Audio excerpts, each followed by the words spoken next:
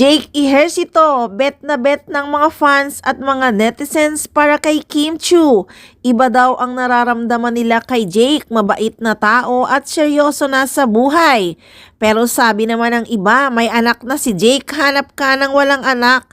Kasi deserve nga naman ni Kim ang mahanap na ang the one.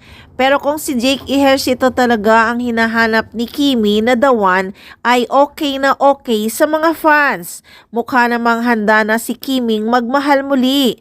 Sabi nga niya, 'di ba, baka next month magmahal na siya uli at hinahanap na daw niya ang the one. Sabay bawi, wag muna ngayon, busy pa ako, sabay tawa ni Chinita. Sana nga si Jake Ejercito na ang the one na hinahanap ni Kim Chiu.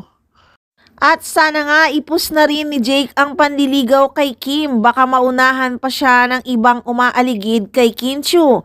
Siya lang naman ang napipisil na bagay kay Chinita Princess. Bet talaga nila si Jake, kaya abangan talaga ang love life ni Kim. Kasi napakabait at sobrang magmahal. Sabi nga niya, para siyang bakla pag nagmahal. Kaya napakaswerte talaga ng lalaking magmamahal kay Kimi. Sinayang talaga siya ni Sian Lim. Hindi na siya makakahanap ng katulad ni Kim Chiu, kaya mga fans ni Kim, abang na abang nila kung sino ang mapupusuan ni Kim. Pero siguradong hindi talaga yon si Paolo Abilino, dahil si Paolo ay may mahal na at very contented siya kay Janine Gutierrez.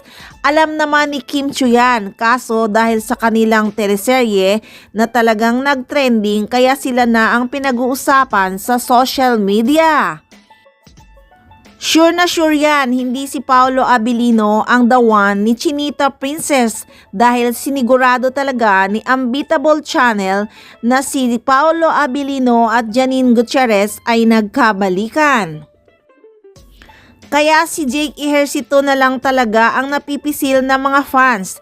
Talagang magiging maligaya si Kimi sa kanya. Kaya si Jake na lang ang piliin ni Kimi. Abangan natin sa susunod na buwan at siguradong tatanggap na ng manliligaw si Kim Chiu.